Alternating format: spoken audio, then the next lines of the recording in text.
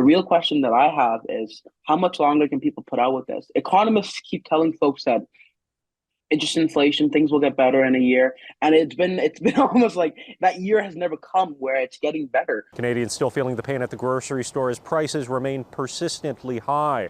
A motion has passed calling on grocery CEOs to come to committee and testify, but there's deep skepticism that parliamentarians can do anything to control the big grocers. When you allow these companies to gain this much control, this much market control, you know what I mean? Obviously, they're going to be, it's a lot easier. Once again, I'm not accusing them of this, but it's a lot easier to collude when there's 5 guys sitting around the table compared to 20 guys. Xiao Li has put forward a parliamentary petition calling on MPs to investigate if Loblaws has been profiteering and if there's monopolization happening among big players in the sector. Loblaws Companies Limited has consistently said it's not profiteering, that its record profits are due to big sales in its pharma and cosmetics divisions, and its profit margins have been flat. But Ali says if margins are flat, that still puts the pain on ordinary Canadians. If I'm a supplier and I sell an item for $1 to a grocery store, right? For $1, the grocery store is going to be like, okay, my policy is 100% markup. So I'm going to charge the consumer $2, right? Let's say I go back to them as a supplier and say, hey, inflation, things are times tough right now.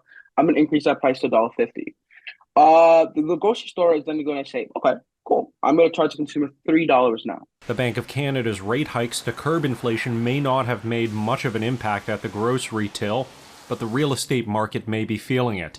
The Canadian Real Estate Association says sales for January 2023 were the lowest they've been since 2009. A lot of people are focusing on the fact that January was a 14-year low for that month, but I think it's important to note that new listings for people to buy were at a 22-year low, and almost you'd have to go back to the 80s to find anything materially lower than that. So it's kind of hard to buy what isn't for sale. The CREA's chief economist says this is at least partially because there's nothing on the market. While Sean Cathcart says he understands buyers may be hoping to see prices drop, he thinks that's a risky gamble. We look at a 14-year low for sales. It sounds bad. It's the worst since the financial crisis. But January 2023 sales don't look anything like January 2009.